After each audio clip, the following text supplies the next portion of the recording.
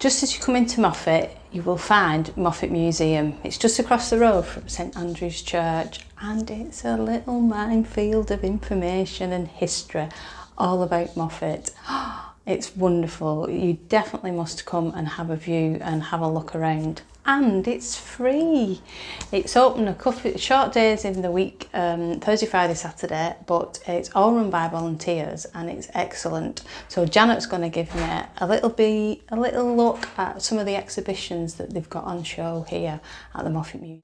So, have we got any exciting exhibitions on this year, Janet? Well, this year our special exhibition is about the development of Moffat as a spa town. Lots of people will know that it was a spa town and will wonder why we've got such enormous big houses in Moffat. Well, back in about the mid-1600s, the well was discovered up the top of Well Road, and people at that period were really interested in the healing properties of water, of these kind of waters. So that and the mineral spring that's along at Hart Fell were harnessed over years, really, and the waters were eventually pumped down to the bathhouse, which is now the town hall. I was going to say, where's the bathhouse? That's what is now the town hall. So the water was pumped across the fields from the well up Well Road to the top of Tank Wood, into a tank at Tank Wood, and then down through gravity down to the town. So lots and lots of people came to Moffat at that time to take the waters, and lots of people who were big cheeses really in the Scottish Enlightenment came down from Edinburgh. They played bowls in the street outside the Moffat House Hotel, and they took the waters, and Moffat developed. Big houses developed. The hydropathic hotel was built as part of the development of the hydropathic movement in the 1800s. People came down here, bought houses, and then of course schools were needed. So there were lots of schools that were developed in the big houses, and Moffat became a very important spa town, helped by its location because of where it was.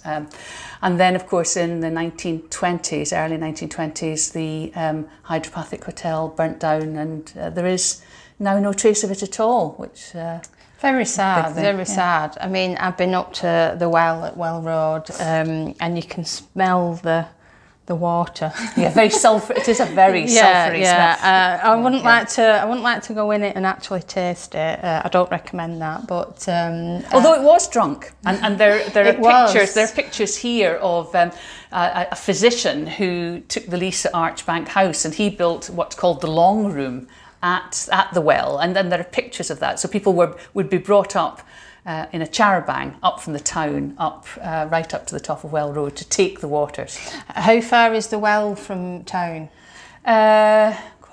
Probably about, I'm not very good in distances, a mile and a half. Quite a nice walk, but it's a bit of a pull up the hill. But it's a nice walk up to the well. Yeah. I can see how the water came from the well, because obviously, like you say, gravity, it does come down and it would go. I mean, it would have been fascinating to go into the baths and have a few hot spa and cold spas, but unfortunately it's not there anymore. No, and I don't know anything about the treatments. I mean, there's a bit of information in the exhibition that you can see as to find out as to what the treatments were.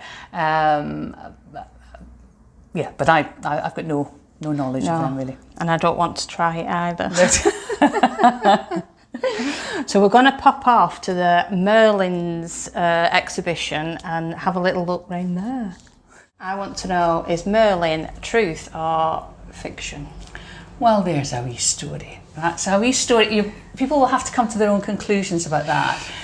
Merlin and the legends and stories about Merlin developed in what a lot of people call the Dark Ages. Those historians amongst you will know that really should be the early medieval period.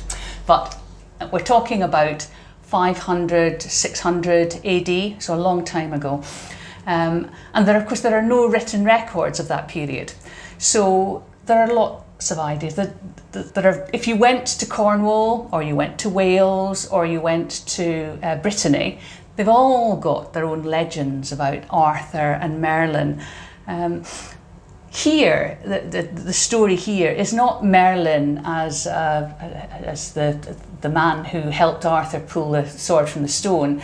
The story here about Merlin is about Merlin as a druid at a time of, you know, quite a lot of religious change. There's a lot of research that's been done by the man who developed the text behind this exhibition. And I think that he makes a good case.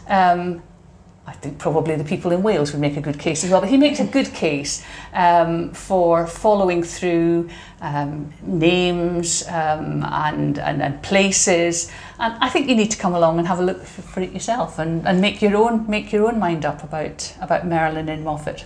Yeah, it's fascinating. It's a lovely little exhibition, and it's definitely worth a little wee visit to come and have a look what they've got. Absolutely. So yeah, absolutely. Thank you, Janet. I'd love to see you. Another thing we've got, which a lot of people find really interesting, is we've got a couple of laptops on one of the desks in the museum, and we play some small little videos that we've got. We've got one about farming, but the one that I think people have just loved is we have got some footage of the Moffat Gala Day in 1951 and 52, which was a huge affair in Moffat then. Lots and lots of floats, the stage, which is still set every Gala Day outside the town hall, but a much bigger event, lots and lots of kids all dressed up. Locals love to come in and see this.